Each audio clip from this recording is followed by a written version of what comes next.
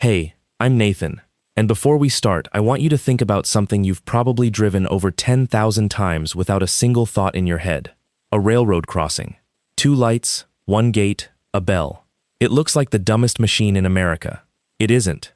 It's one of the smartest things we ever built, because it was designed by people who assumed everything would eventually break, and they built it so that when it breaks, it stops you instead of killing you.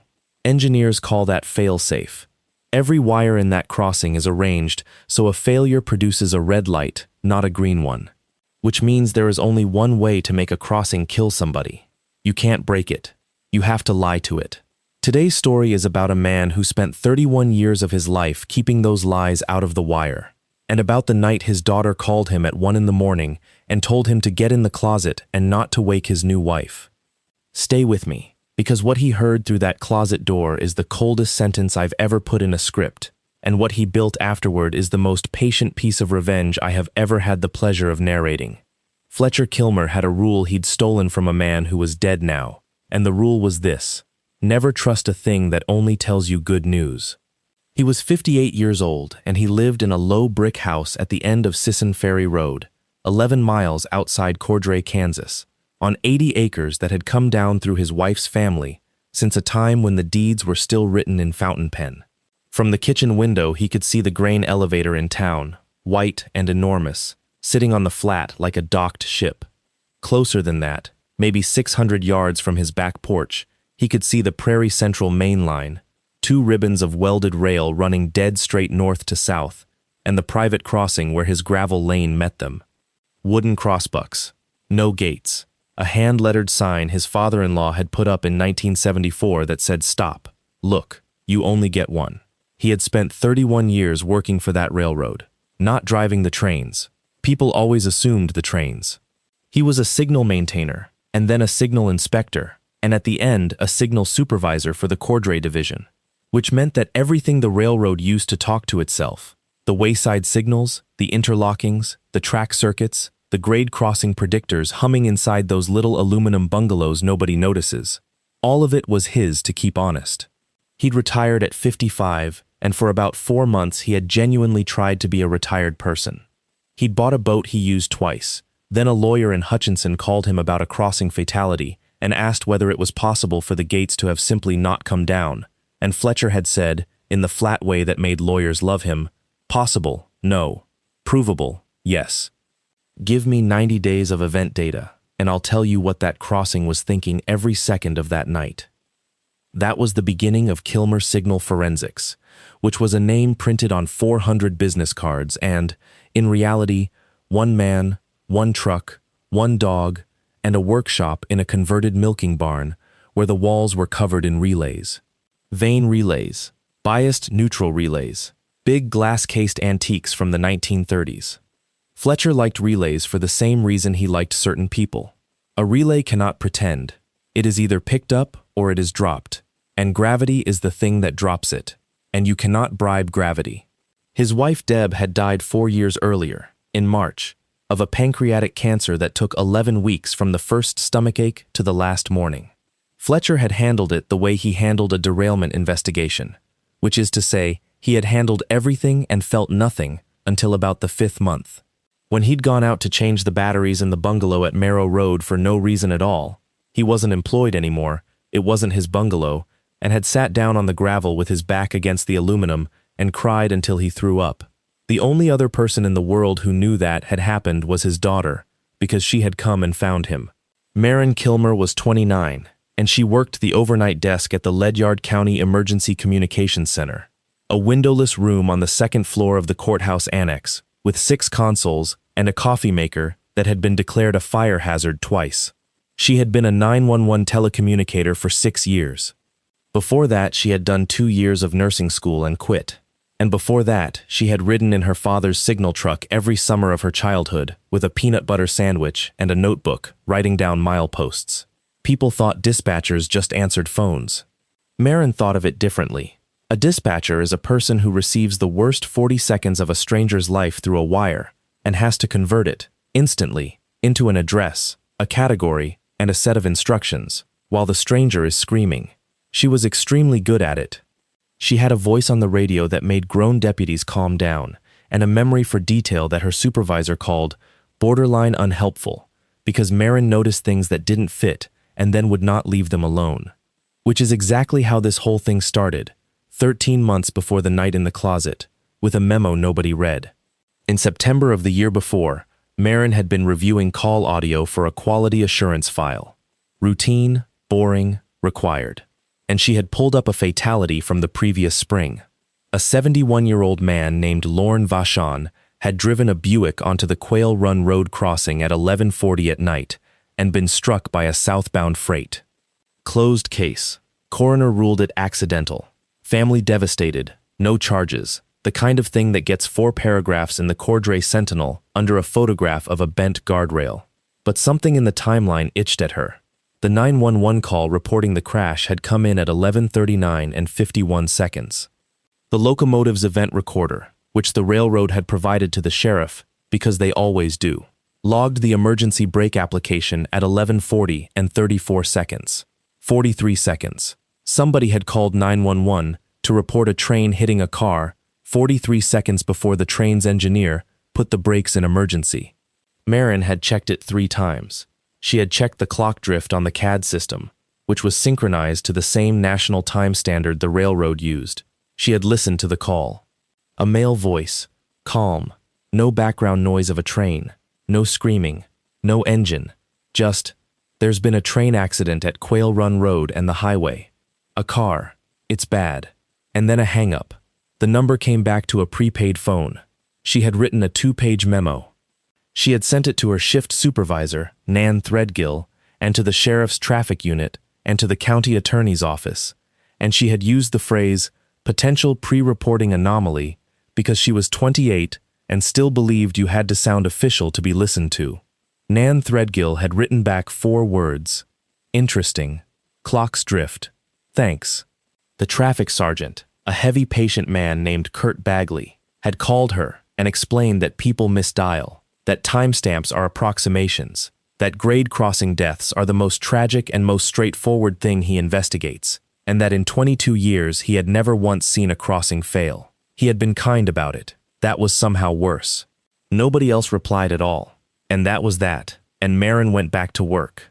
And the memo sat in a shared drive in a folder called QA 2024 Mix. And 13 months later, 2 men would try to kill her for it. Rosalind came into their lives 8 months after the memo, at a place so ordinary Fletcher would later find it hard to say out loud without feeling stupid. A grief group in the basement of the Methodist Church on 3rd Street. He had gone twice, in year 3, mostly because his sister badgered him. He hated it. He hated the folding chairs and the box of tissues placed with such deliberate compassion in the center of the table. The second night, a woman he hadn't seen before said she'd lost her husband to a heart attack at 44, and that the hardest part wasn't the dying, it was the paperwork, because paperwork forces you to write the word deceased in your own handwriting about 100 times. Fletcher had laughed, out loud, in a grief group. He'd been mortified. She'd caught his eye across the circle and mouthed, "Sorry," and he'd shaken his head. No, that was the truest thing anybody's said in here. Her name was Rosalind Ostrom. She was 41, dark-haired, quick, with a low, warm laugh she never used carelessly. She worked, she said, as a transition coordinator for a hospice network, which meant she sat with families in the last week and helped them figure out what came next. She had a way of listening where she stopped moving entirely, and Fletcher, who had spent 3 decades reading instruments, found that he could not read her at all, and mistook that for depth. They were married 14 months later, on the porch, in October, by a judge who'd gone to school with Deb. Maren stood beside him in a green dress and smiled for the photographs and drove back to town that night with both hands tight on the wheel, because Maren had noticed things. Small ones. Rosalind had no photographs. Not one. Not of the dead husband. Not of a childhood. Not of a friend. She said she'd lost a storage unit in a flood, which is a thing that happens, and which explains one photograph, not the absence of all photographs. Rosalind's hospice network had a website with no employees listed and a phone number that rolled to voicemail. Rosalind had said, once, that she'd grown up in Nebraska, and another time, 6 weeks later, that she'd never lived north of the Arkansas River. And Rosalind had asked Fletcher, on the fourth date, what exactly he did for work now, and had listened to the answer about crossing forensics with an attention that Maren, watching from the kitchen doorway with a dish towel in her hand, had recognized. She heard that attention 40 times a night on the phone. It was the attention of somebody taking down an address. Maren had said something, once, gently. Dad, do you ever feel like she knows more about you than you know about her? And Fletcher, who was 57 and happy for the first time in 4 years, had said, Sweetheart, I've been alone in a house with a dog for 3 years. Somebody being interested in me is not evidence of a crime. He would remember saying that. He would remember it the way you remember touching a stove. For 14 months of marriage it was, mostly, good. That's the part nobody wants to hear and the part that matters most. Because it's the part that makes people say it could never happen to me. It was good. She made him laugh. She learned the names of all his relays. She'd bring him coffee out to the barn and say, Tell me the one about the school bus again. And he would, and she would listen. The one about the school bus went like this. In 1998, Fletcher was 26 and cocky and running behind on a cutover at a crossing outside Vinton. To keep the Gates from cycling while he worked, he'd put a jumper across a pair of terminals, a shortcut, a small piece of wire that told the crossing a lie, so it would hold still and let him finish. Everybody did it. Nobody admitted it. And at 3:15 that afternoon, he had driven away and left it in. At 3:41, a school bus with 19 kids on it approached that crossing with the lights dark and the gates up, and the driver, a woman named Georgianne Pfeiffer, who still lived 4 miles from Fletcher and still brought him zucchini every August, stopped anyway, because school bus drivers are required to stop at every crossing, every time, no matter what the lights say. She opened her door and looked, and she saw the headlight of a northbound coal train 900 feet out. The rule saved them, not the machine. The machine had been lied to, by him. His supervisor was a bald, sunburned man named Wallace Trotter, who found the jumper that evening and did not report it.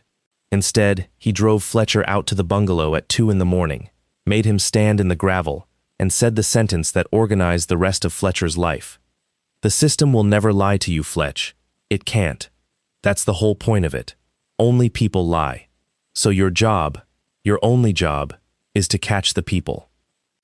Fletcher told that story to his new wife maybe 6 times in 14 months, because she asked for it. He thought it was because she loved hearing him talk about the young man he used to be.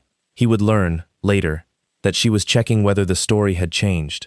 The night everything came apart was a Tuesday in early November, and Maren Kilmer had drawn the overnight desk with a trainee who kept apologizing. It was a slow shift. 2 medical calls, a stalled car on the highway, a domestic that resolved itself before deputies arrived. At 12:52 a.m., the console lit with a wireless call from a tower on the east side of the county, and Maren took it. Ledyard County 911. What's the address of your emergency? Nothing at first. Then breathing. Then a woman's voice, young, wet, slurring at the edges the way people do when they've been crying and drinking at the same time. And Maren's whole body went very still, because she had heard 10,000 voices, and this one was a specific kind of afraid. Not the afraid of something happening now, but the afraid of something you already know is going to happen. Is this recorded? Yes, ma'am. Everything here is recorded. What's your emergency? Good. That's okay. A long, shaky breath. They're going to do another one. They're going to do the Kilmer one. Maren's hand stopped on the keyboard. Ma'am, I'm sorry. Can you repeat that? The Kilmer one. That's what he calls it. It's not an accident when they do it. It's never been an accident. My grandpa wasn't, and then a sound like a hand covering a mouth. And then, in a completely different register, flat and terrified. Oh God. Forget it. Forget I called. Ma'am, stay with me. Nobody's in trouble. Tell me who you are. You have to tell him not to be home. Very quiet. And you have to not be anywhere near a crossing. Do you understand? Not any crossing. Not for anything. The line dropped. Maren sat in a dark room with a headset on and the console humming and the trainee asking if she was okay, and she did 4 things in the next 90 seconds, and all 4 of them were correct. She flagged the call for immediate supervisor review. She pulled the ANI/ALI record and wrote the callback number on the back of her hand in ballpoint. She ran that number through the CAD history and got a hit that made the room tilt, because that number had appeared 11 times in 5 months in the outgoing log of a landline the county still listed under an old service address on Sisson Ferry Road, her father's house. And then she did the fourth thing, which was not procedure, which she would have to explain later to 3 separate agencies, and which every one of them would eventually agree had saved 2 lives. She called her dad. It rang 4 times. He answered the way men his age answer at 1 in the morning, already halfway to bad news. Maren? Dad. She kept her voice absolutely level, the radio voice, the one that made deputies breathe slower. I need you to do exactly what I say, and I need you to not ask why until you've done it. Okay? Get up quietly. Lock the front door and the mudroom door. Then take your phone and get in the closet in the back bedroom, the one with the door that latches, and close it, and stay there. A pause, the rustle of sheets. Maren, what is... And don't wake your new wife. The silence on the other end had a shape to it. She could hear him standing up. Why not? He said. Dad, please. Her throat closed and she opened it by force, because there was a trainee 3 feet away and a recorded line and a job to do. Not her. He did what she said. That was the thing about Fletcher Kilmer that his wife had spent 14 months failing to understand, because she had cataloged him as a lonely widower with a dog and a hobby. 31 years in signal work does something permanent to a man's nervous system. When an alarm comes in at 1 in the morning, you do not stand in the hallway asking philosophical questions about whether the alarm is correct. You assume the alarm is correct, you take the protective action, and you go find out afterward. Trust the annunciator. Argue with it later. So Fletcher got up in the dark. He did not turn on a light. He looked, for 1 second, at the shape of his wife under the blanket, her hair across the pillow, one hand curled near her face, and he felt like a monster for the thought his daughter had just put in his head. He locked the front door. He locked the mudroom. The healer, Switch, lifted her head from the rug, and Fletcher put a finger down, and the dog lay back down. Then he went into the back bedroom, Deb's sewing room, once. Now a room with a bed nobody slept in and boxes nobody opened. And he stepped into the closet with the old brass latch, and he pulled the door until it clicked, and he sat down on a pile of quilts in the dark with his phone against his chest. He sat there for 11 minutes, feeling profoundly, embarrassingly stupid. At 1:06 a.m., he heard a phone buzz. Not his, hers. The specific rattle of a phone face down on the nightstand across the hall. And Fletcher knew the sound, because he'd heard it 9 or 10 times over 14 months. Always late, always brief, always followed by his wife saying, "Work," and going to sit in the kitchen with the light off. He heard her get up. He heard her bare feet on the boards. He heard the bedroom door, and the hall, and then she was standing maybe 12 feet from the closet door, in the little hallway where the floor didn't creak, and she answered. And Fletcher Kilmer heard his wife's voice.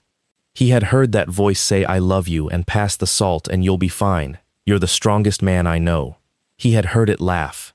He had heard it, 3 months earlier, break in the parking lot of a veterinary clinic when they'd put down her old cat.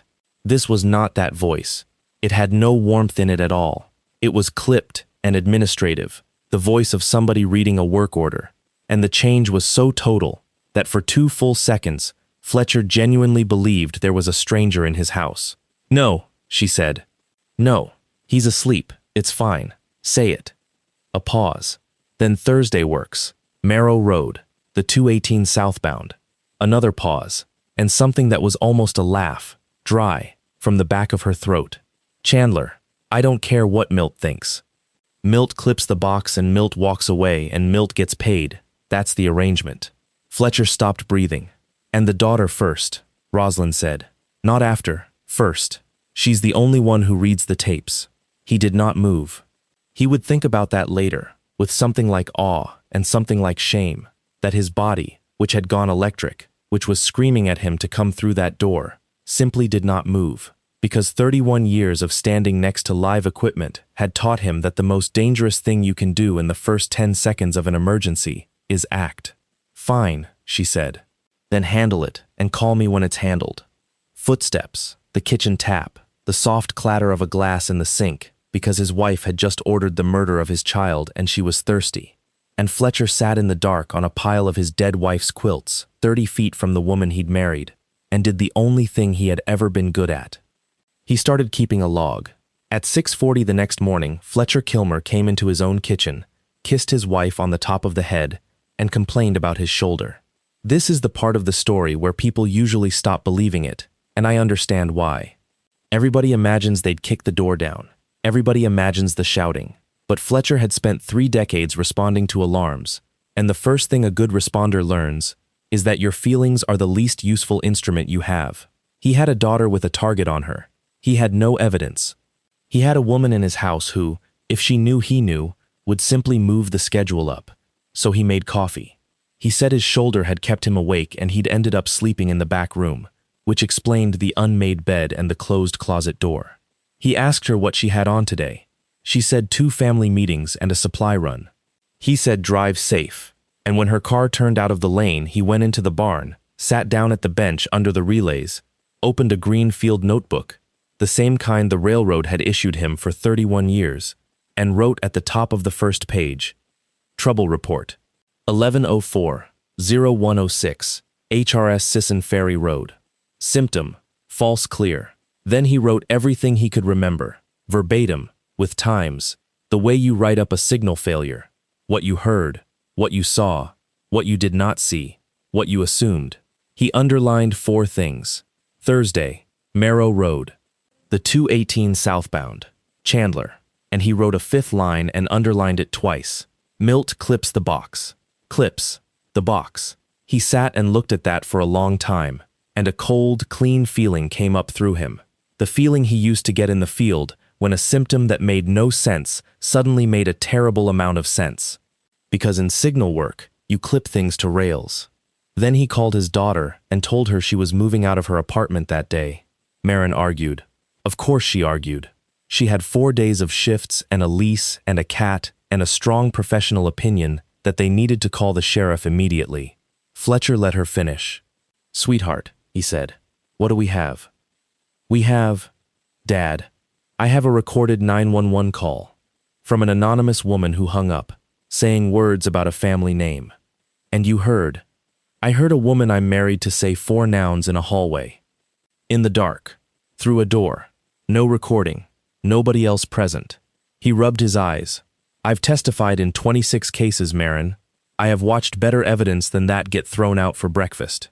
If we walk into Kurt Bagley's office this morning, here's what happens. He is polite. He talks to her. She cries. She says her husband is grieving and confused and has become obsessive since his first wife died, and she is so worried about him. And by the way, has anyone looked into his mental health? And then they move the date, and it isn't Thursday anymore, and I don't know when it is. Silence on the line. So what do we do? She said. We do what I did for 31 years, Fletcher said. You don't get to fix a fault you can't reproduce. So first, we go find out what they actually do, and then we make them do it in front of us. Wallace Trotter was 66 years old, lived alone in a house in Cordray with a workshop bigger than the house, and had 2 responses to being told that a contractor was murdering people at grade crossings in his old territory. The first was to say nothing for about 40 seconds while a muscle worked in his jaw. The second was to walk to a filing cabinet, pull open the bottom drawer, and say, how far back do you want to go? Because here is what neither Rosalind Ostrom nor her brother had ever bothered to learn about the man Rosalind had married. Fletcher was not the only retired signalman in Ledyard County, and retired signalmen keep things. They spread it out on Wally's workbench over the next 2 days. A state highway map, a stack of printouts, Fletcher's green notebook, and they started with the one death Maren had already found. Lorne Vachon, 71. Quail Run Road Crossing, April, 11:40 p.m. Buick struck by a southbound. Ruled accidental. Then they went looking, and this is where Wally earned every beer Fletcher would ever buy him, because Wally knew how to search the way an old railroader searches, not by name, but by milepost. In 11 years, the Cordray Division had recorded 9 vehicle versus train fatalities. 7 of them were exactly what they looked like: a kid with earbuds in, a drunk, a semi that misjudged a grade, tragedies with no author. 2 were not. And when Fletcher widened it to the neighboring divisions, using the public federal crossing database that anybody with a laptop can pull, and cross-checked ages, he found 6 more. 8. 8 people, across 4 states, over 9 years. All of them between 64 and 81. All of them killed at night at a rural crossing with automatic flashers, in a personal vehicle, alone. All of them ruled accidental within 30 days. And every single one of them, in the last 18 months of their life, had either married someone new or granted a durable power of attorney to someone they had known for less than 2 years. Fletcher stood in his friend's workshop, looking at 8 names on a piece of butcher paper, and understood that he was not looking at a crime. He was looking at a product. They're not killing people for money, Wally said slowly. I mean, they are. But look at the spread. 2 of these are 1,100 miles apart.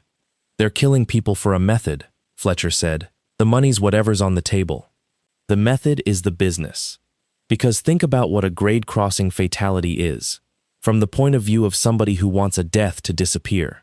There's no suspect, because the killer is a train, and the train has 140 tons of documentation proving it did everything right.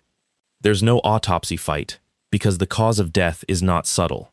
There's rarely a homicide detective, because it's handled as a traffic crash. The railroad conducts an internal review and finds the crossing operated as designed. And the crossing did operate as designed. That's the horrible part. The insurance pays fast, because grade crossing deaths are the most documented accidental deaths in the country. And the surviving spouse gets to be a widow at a funeral where everybody says the same sentence. He never should have tried to beat it. 8 times. Nobody ever looked twice. Okay, Wally said. So how? Fletcher had been waiting 2 days to be asked. Fletch, you can't. The whole thing's fail-safe. You cut a wire, gates come down. You break a rail, gates come down. You lose power, gates come down, and the battery holds them there for 8 hours. There is no failure mode that gives you a dark crossing with a train on the block. That's the entire... You can't break it, Fletcher agreed. You can only lie to it. He picked up a piece of chalk and drew it on Wally's concrete floor, because that's how the 2 of them had always argued. A track circuit is a beautifully stupid idea from 1872. You put a small voltage on one rail at one end of a section and a relay across both rails at the other end. When the section is empty, current flows through the rails, through the relay, and the relay stays picked up. That's the clear state. When a train enters, its steel axles short the 2 rails together. The current takes the easy path through the wheels. The relay loses its juice and drops. Occupied. Gates down. The genius of it is that it's inverted. Anything that goes wrong, a broken rail, a cut wire, a dead battery, a flooded joint, starves the relay and drops it. Failure equals occupied equals red. That's fail-safe, and it's why the American railroad is the safest heavy transport system ever built. So, Fletcher said, tapping the chalk on the relay end of his drawing, there's exactly one way to defeat it. You have to hold that relay up while a train is standing on the circuit. You have to feed it, from outside. Wally stared at the floor. A battery, he said. A battery. A bond clip on each rail, and about a 2-minute walk in the dark, Fletcher said. You clip a foreign source across the rails downstream of the approach. You overpower the shunt from the wheels. The relay never drops. The predictor never sees a train, and the crossing sits there dark and quiet and happy while a mile-long freight comes around the curve at 49 miles an hour. He straightened up. And then, 20 seconds after impact, when everybody in 3 counties is looking at the fireball, Milt walks down the ballast and unclips his box and puts it in his truck, and there is nothing left at that crossing but a machine that will swear on its life it did nothing wrong. That should have been the end of it. 8 murders, 1 method, no evidence at any of them, no witnesses, and the only physical object in the whole scheme is a car battery in the back of a pickup. But Fletcher Kilmer had spent his whole career on the other side of that sentence, and he knew something about crossings that almost nobody outside the trade knows. Modern crossings don't run on plain track circuits anymore. Since the 80s, most of them use a grade crossing predictor, a small computer that sits in the bungalow and sends an audio frequency tone down the rails. then measures how the impedance of the circuit changes as a train approaches, so it can calculate the train's speed and distance and drop the gates at a constant warning time, no matter how fast the train is going. And a predictor doesn't just record events. It records the analog. It keeps a rolling log of the raw electrical values it's seeing on the rails, sampled continuously, time-stamped to the second. So, Wally said, they wipe it, 90 days and it rolls over. 90 days on the box, Fletcher said. But it doesn't stay on the box, Wally. It never has. Every one of those predictors is telemetered back to the dispatch center. It's been that way since we cut over to the new network in 2011, and the center keeps the historian data on a server in Kansas City. Wally's eyebrows went up very slowly. For how long? Nobody ever told it to stop, Fletcher said. Here's the thing that would eventually destroy Chandler Voigt, and it is my favorite kind of poetry. When a real train shorts a track circuit, the impedance doesn't drop instantly. It drops in a specific curve, because the wheels are rolling closer, and the curve is a signature, smooth, accelerating, and always in one direction. When you clip a lead-acid battery across two rails, you get something else entirely, a step. A hard vertical edge in the data where the voltage jumps and then sits there, dead flat, with the 60 Hz ripple of a cheap inverter riding on top of it, until somebody unclips it and it steps back. A train looks like a wave. A lie looks like a wall. 9 years of murders, and every one of them had drawn its own confession on a chart nobody ever opened. Getting that data was a different problem, because Fletcher no longer worked for the Prairie Central and could not simply ask. And the moment he asked officially, the request would generate a ticket, and the ticket would sit in a queue that a contractor with a badge and a rail services company might very well have access to. Which is when Fletcher stopped being careful and went to find the woman who had called 911. The number on the back of Maren's hand had come back to a prepaid phone, but prepaid phones are only anonymous if the person carrying them is disciplined, and the person carrying that one had been crying at 12:52 in the morning. Maren pulled the tower sector. Fletcher drove out to the east side of the county and spent a day and a half looking at what was inside it, which turned out to be 400 acres of nothing, a propane depot, and a fenced yard with 11 pickups, a ballast regulator, 2 high-rail trucks, and a sign that said Salt Fork Rail Services, LLC, Vegetation Control, Crossing Surfaces, Flagging. A railroad contractor. Of course, that's how you get a man in a hard hat standing on a track at midnight without a single person in Kansas thinking twice about it. He watched the yard for 2 days from a field road with a thermos and a dog. On the second afternoon, a young woman came out to the mailbox at the end of the drive, and Fletcher, who had been trying to think of a clever approach for 48 hours, got out of his truck and did the least clever thing available. He walked up and said, "I think you called my daughter." She went white. She was maybe 24, in an oversized Carhartt, with a bandage on her thumb and eyes that hadn't slept. "I don't know what you're talking about." "Her name is Maren," Fletcher said. "She's a dispatcher. You told her not to go near a crossing." He kept his hands where she could see them. "I'm Fletcher Kilmer. You said the Kilmer one. I'm the Kilmer one." The girl's face did something complicated and then folded. "Your grandfather," Fletcher said, more gently, because a piece had just landed. "Was your grandfather Lorne Vachon?" Britt Sorensen sat down on the gravel in her own driveway and put her forehead on her knees. She had been 19 when her grandfather died at Quail Run Road. She'd been the one to identify what was left of the Buick. And she had spent 2 years doing what a 19-year-old does with grief, and no answers, which is nothing, until the woman who had been helping Grandpa with his paperwork the last year of his life turned up in a Facebook photograph, 11 months later, on the arm of a different old man in a different county. So Britt had done something reckless and brilliant. She'd applied for an office job at Salt Fork Rail Services, the company owned by the woman's brother, and she'd gotten it because she was cheap and could type. And for 18 months, she had answered phones and filed timesheets and reconciled fuel cards for the men who killed her grandfather. "I have everything," she said when she could talk. You don't understand. I have everything. It's all in the job files. They bill it. They bill it as work." Fletcher, very carefully, sat down on the gravel next to her. "Tell me what you mean by that. Every job's got a number. Every job's got a location, a crew, an equipment list, and hours. She wiped her face with the heel of her hand. And there's a set of jobs, 11 of them, that are for clients that don't exist. Same equipment every time. 2 men, 1 high rail, and a line item called Bond Kit and Portable Source. And every one of those job numbers is dated the same night somebody died. I built the spreadsheet myself. It took me a year, because Chandler makes me do the billing. The world tilted a few degrees and settled. 11, Fletcher said. There's 3 you don't know about, Britt said. 1 in Missouri that didn't take. The guy survived. He's in a chair now, and he doesn't remember anything. Fletcher looked out across the field at the grain elevator on the horizon.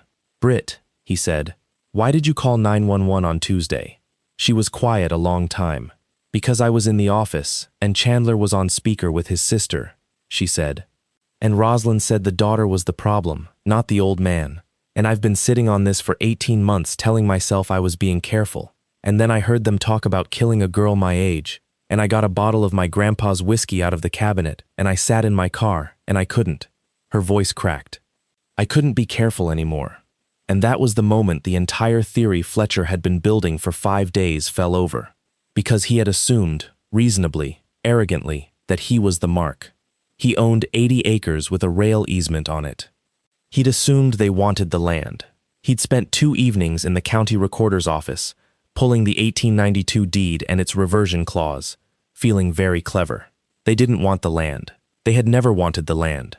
They had married him to get within arm's reach of the only person in the state of Kansas who had ever noticed the 43 seconds. Fletcher Kilmer had been the cover story. His daughter was the job. Thursday had already come and gone by then, and nothing had happened at Marrow Road, and Fletcher knew exactly why. The daughter first, not after. She's the only one who reads the tapes.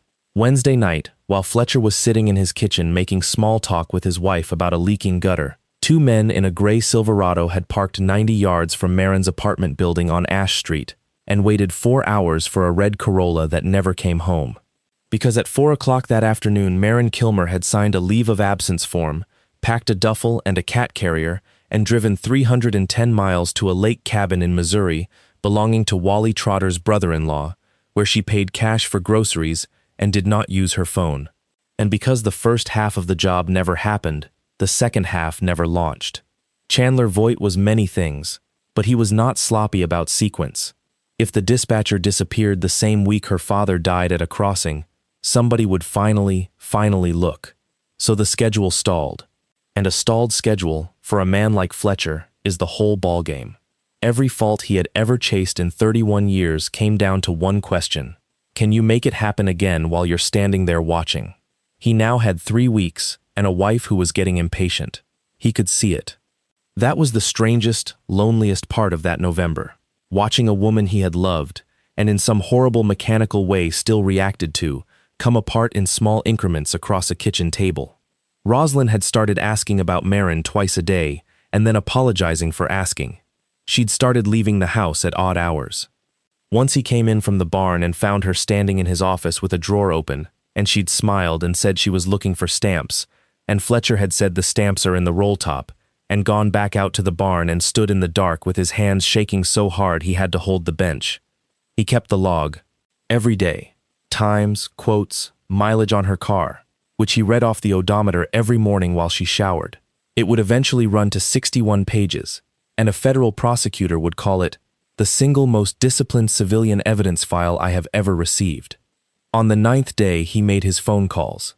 Not to the county. Fletcher had thought hard about that, and had decided the county sheriff's office was not corrupt so much as it was cheerfully, structurally incapable. A place where Kurt Bagley would take his report in good faith, and then put it in a queue behind a stolen four-wheeler. And Salt Fork Rail Services had a flagging contract that put its people in county road closure meetings, so he went around them. Winona Mobley was chief special agent of the Prairie Central Railroad Police, which is a real police department with real badges and real jurisdiction that most people don't know exists, and she had signed Fletcher's retirement certificate. He drove to Kansas City and sat in her office and put the butcher paper on her desk and talked for 50 minutes without once raising his voice. When he finished, she said, "You're telling me a contractor with a rail services badge has been putting foreign current on my track circuits to kill civilians?" 11 times, Fletcher said, "and your historian server has been screenshotting every one of them for 9 years."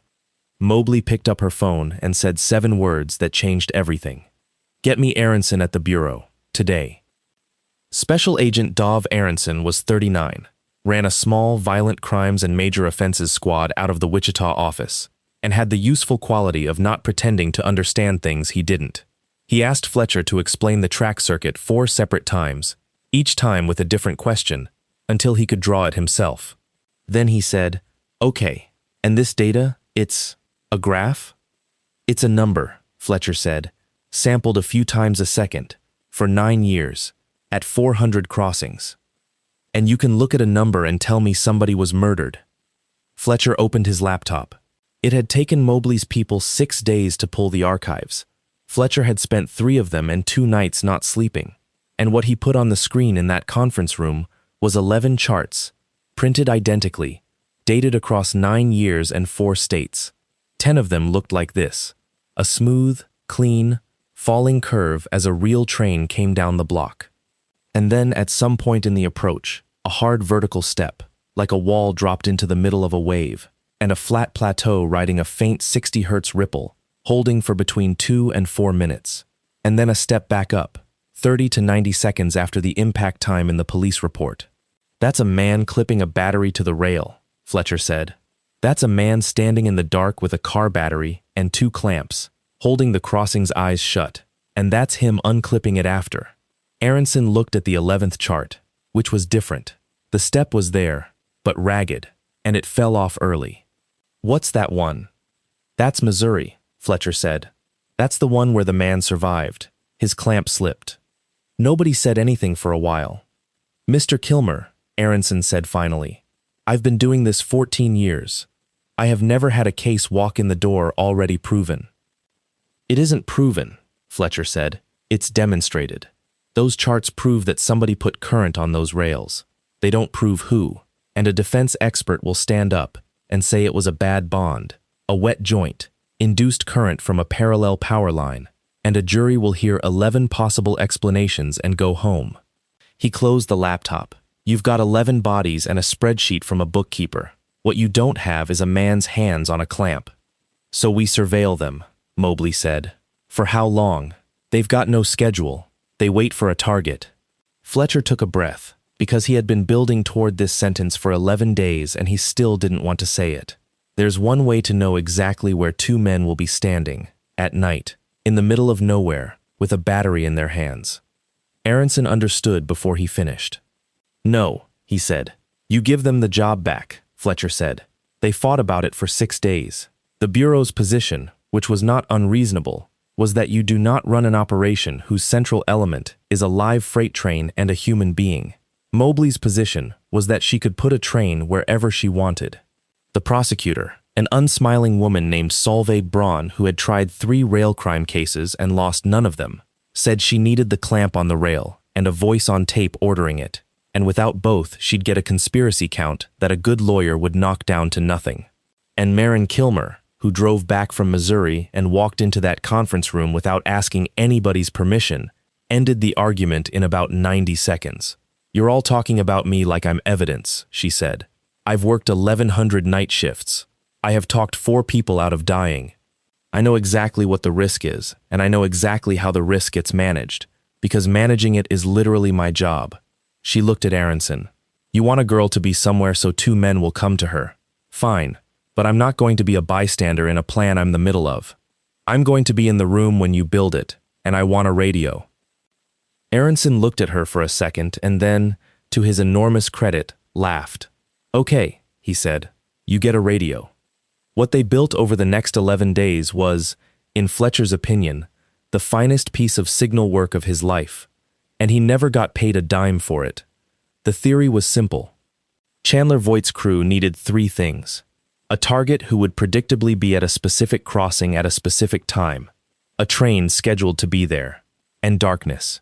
So they would provide all 3. The target was Maren, publicly and visibly returned to Cordray, back at her apartment, Back on shift. Back to the routine that the men in the gray Silverado had already spent 4 hours studying. Her route home from the ECC at the end of a night shift crossed the main line at exactly one place. Marrow Road, milepost 219.4, 5 miles out of town. No houses, no streetlights. A slight rise on the west approach that hides an oncoming headlight until you're 200 feet out. The train was the 218 southbound, which was not a scheduled thing at all, but a Prairie Central manifest that ran most weeknights within about 40 minutes of that time, and which Mobley could make run to the second, and the darkness they left alone. The crossing itself was where Fletcher went to work, and here is where the story becomes, to me, genuinely beautiful. Because he did not disable anything. He did not booby-trap it. He did not add a single component that could make that crossing less safe for the 1,100 cars that would use it before the trap ever sprang. A man whose whole religion was fail-safe was not going to violate it to catch the people who violated it. Instead, he made the crossing tell on them. He installed a second, wholly independent monitoring circuit in the Marrow Road bungalow, his own logger, sealed, battery-backed, with a cellular modem, sampling the same rails at 400 samples a second and streaming it live. Anything that looked like a foreign source would fire an alert to 11 phones in under 2 seconds. Then he did the part that made Winona Mobley say, "Oh, that's nasty," with genuine admiration. He added a shadow drop, a separate relay, wired to nothing the crossing needed, that watched for exactly one condition: a DC offset above a threshold no legitimate railroad equipment produces. And if it saw one, it did not report it. It did not sound an alarm. It waited 90 seconds, enough for 2 men to walk back up the ballast to the road, and then it dropped the gates. Not because the gates would save anybody. There would be no car on that crossing. But because Fletcher wanted a very specific thing to happen, and he was old enough to want it out loud. He wanted the machine they had been lying to for 9 years to be the thing that stood up in the dark and pointed at them. The last piece was the wire, and the last piece was his.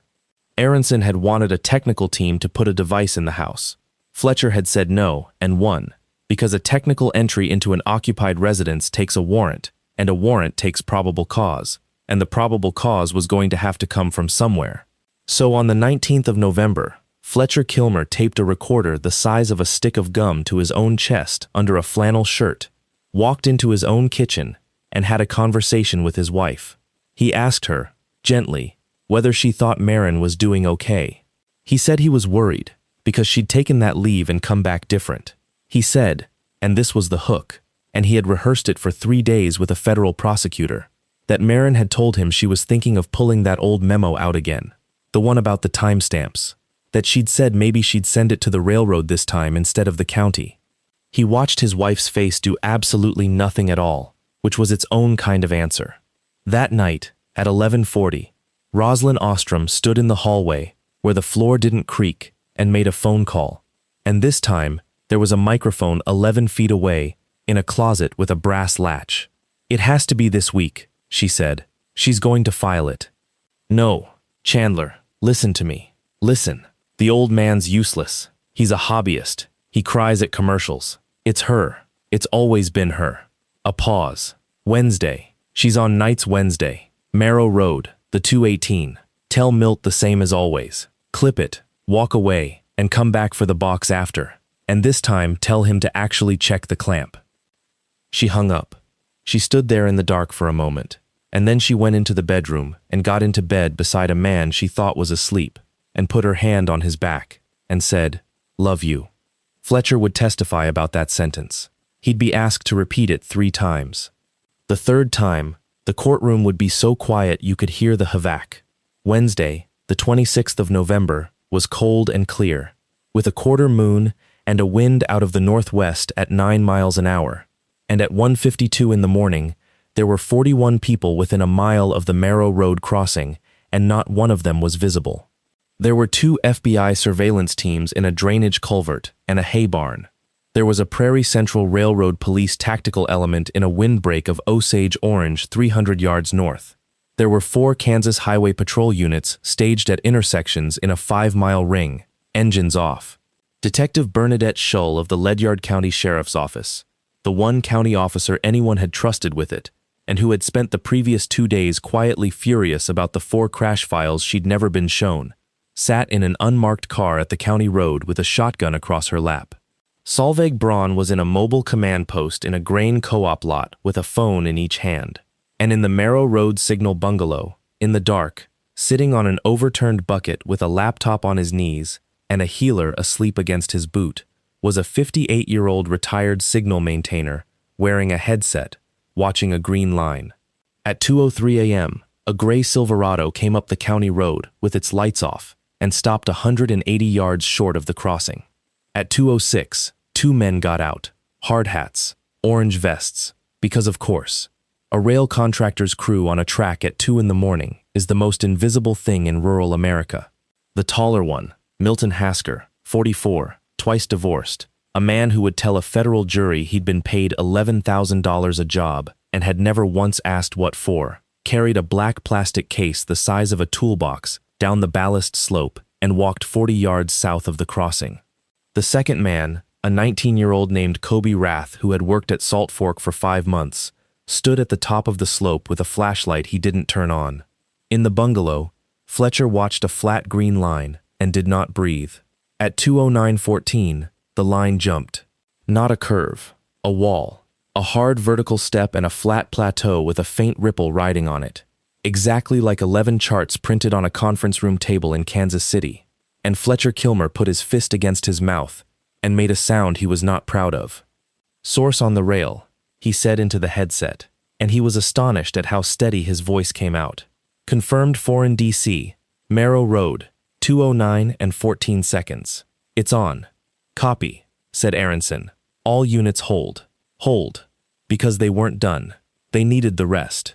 At 2:11, Milt Hasker walked back up the ballast, got in the truck, and the Silverado backed a quarter mile up the county road and shut down behind a stand of cedars, where it could see the crossing. At 2:14, a red Corolla came over the rise from the east.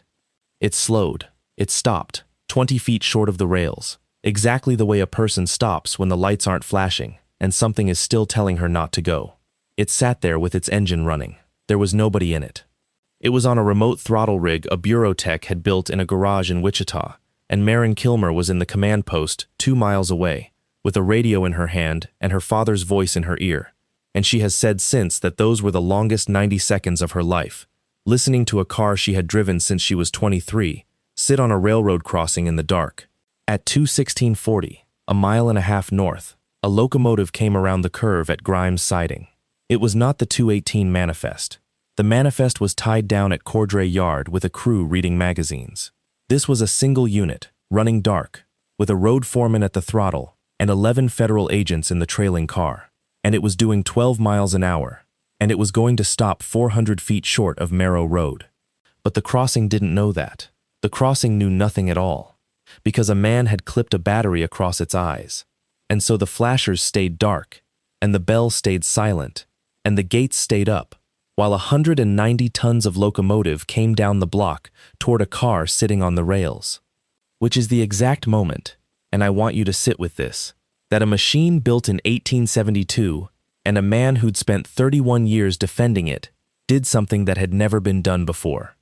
At 2:17:01, 90 seconds after the foreign source was applied, a relay in the Marrow Road bungalow that was wired to nothing anybody needed dropped out under its own weight, and the crossing came alive. Both flashers lit. The bell started hammering. Both gates swung down through the dark and locked across the road, and the whole intersection went red and white and red and white, strobing across 400 yards of dead flat Kansas farmland, lighting up the cedars, lighting up the gray Silverado, lighting up the faces of 2 men who were watching a crossing they had just personally blinded stand up and start screaming. Milt Hasker got out of the truck. On the surveillance audio you can hear him say, very clearly, "That's not, it can't do that." Then he ran for the tracks to get his box, because $11,000 a job buys a certain kind of stupidity. And that is when Aronson said, "Execute," and the field on both sides of Marrow Road stood up.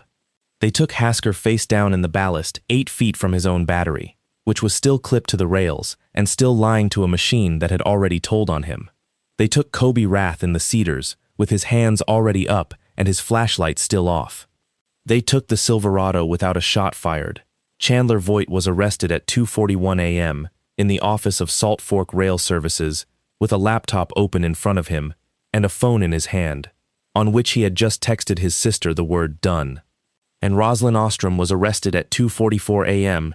in the kitchen of a low brick house at the end of Sisson Ferry Road, sitting at the table in a robe with a cup of tea, waiting for a call that was never coming. Fletcher was not there for that. He'd asked to be, and Solveig Braun had said absolutely not, and she was right. But he did see her once more that night, because they brought her out past the county road where he was standing beside Detective Shull's car with a blanket somebody had put over his shoulders, and the transport van had to wait for a highway patrol unit to back out of the way, and for about 11 seconds, Rosalind Ostrom sat in the back of a car 20 feet from her husband. She looked at him through the glass, and Fletcher, who had rehearsed about 40 things over 3 weeks and meant to say none of them, walked to the fence line where the gates of Marrow Road were still down and still flashing, red and white across both their faces. "They're red, Roz," he said. She couldn't hear him. It didn't matter. They're always red when something's broken. It took 2 years and 4 months to finish it, because that's how long real things take. The 11 charts became 14, once the Bureau's forensic engineers went back through the Prairie Central Historian and 2 other railroads' archives and found 3 more that Britt Sorensen's spreadsheet had missed. 14 people, over 11 years, in 6 states. The oldest was 81. The youngest was 62. Chandler Voigt was convicted in federal court on 14 counts of murder in aid of racketeering, plus conspiracy, plus a wire fraud package built out of his own invoices, because he had, as Britt said, billed it as work. He is serving 14 consecutive life sentences and will not be eligible for anything, ever. At sentencing, he asked to make a statement and used it to complain about the food in pretrial detention. Judge Thibault let him finish and then read the 14 names into the record, slowly, and did not look at him once. Rosalind Voigt, that was her real name. She had been Rosalind Ostrom for 4 years, and Rosalind Deal for 3 before that, and Rosalind Sarkin before that, was convicted on 12 counts. She testified for 2 days in her own defense, and was, by all accounts, superb, warm, wounded, believable. The jury was out for 5 hours.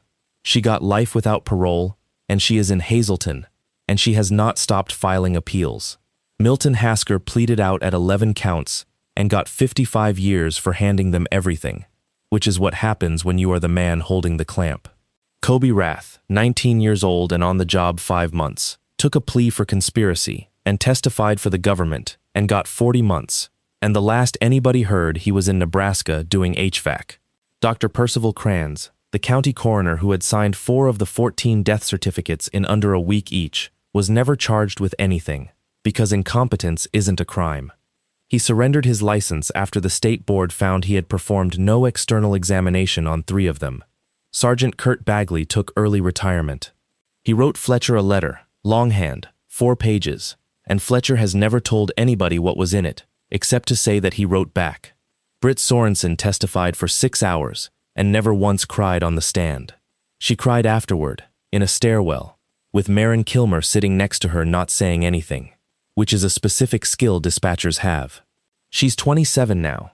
She went back and finished a degree in accounting, of all things. And she works for a firm in Wichita that does forensic audits. And she is very, very good at finding the job number that shouldn't exist. And there is a rule now.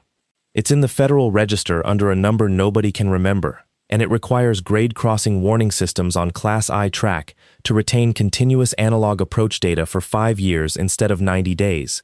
And it requires that data to be automatically cross-referenced against the 911 call timestamp anytime there's a crossing fatality. In the industry, informally, people call it the Kilmer Rule, and Fletcher hates that because he thinks it should be called something with Maren's name on it. She's the one who found the 43 seconds. She's a supervisor at the ECC now. She trains the new hires. On their first day, she plays them a call. Not that call. She'd never do that. And she tells them the only thing she thinks is worth telling them. You are going to hear something that doesn't fit. Write it down. Write it down even when the person you send it to writes back 1 word. Especially then. Fletcher still lives at the end of Sisson Ferry Road. He sold the boat. He still does crossing forensics. And he's busier than he wants to be. And there's a second desk in the milking barn now because Wally Trotter got bored. And once a month or so, on a clear night, he walks the 600 yards down his own gravel lane to his own private crossing, the one with the wooden crossbucks and the hand-lettered sign from 1974.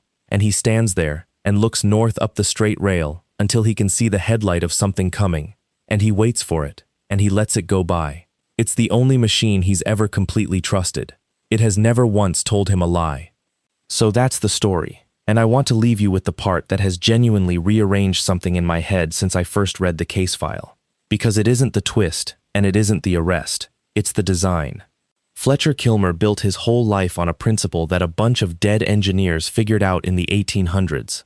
Assume everything will fail, and arrange it so that when it does, the failure protects you. That's it. That's the whole idea. Don't build a system that works great when everyone behaves. Build one where the broken state is the safe state. And the terrifying, useful thing about this story is that Fletcher had done that everywhere in his life except one place, his marriage. In that one room, he had built the opposite, a system where the default was trust, where no failure produced a red light, where the only monitoring was whether he felt happy. And I don't say that to blame him. The man had buried his wife and he was lonely, and being lonely is not a character flaw, it's a condition. But it's worth noticing that a woman found him at a grief group, learned exactly what he did for a living, and then asked him to tell the same story 6 times to see if it would change. That's not romance, that's a diagnostic. So here's what I actually took from it. You don't need to be paranoid, and you don't need to interrogate the people you love, but it costs you nothing to have 1 or 2 things in your life that are simply true whether or not anybody is behaving well. Somebody who knows your actual situation. A document that exists in more than one place. A person you check in with on a schedule that isn't optional. A habit of writing down the thing that didn't fit, even when the person you tell shrugs at it. Those aren't signs of distrust, they're bond wires. They just sit there, doing nothing, for years, until the one night the circuit needs them. And the other thing, which is really Maren's, the world is absolutely full of people who notice something. 43 seconds. A photograph that shouldn't exist. A job number for a client that isn't real. What separates them is almost never intelligence. It's whether they wrote it down and refused to let a one-word reply be the end of it. 14 families got an answer because a 28-year-old woman would not stop being annoying about a timestamp. Be annoying about the timestamp. If this one got you, hit subscribe and tell me in the comments about the moment you noticed something nobody else did. I read them all. I'll see you in the next one.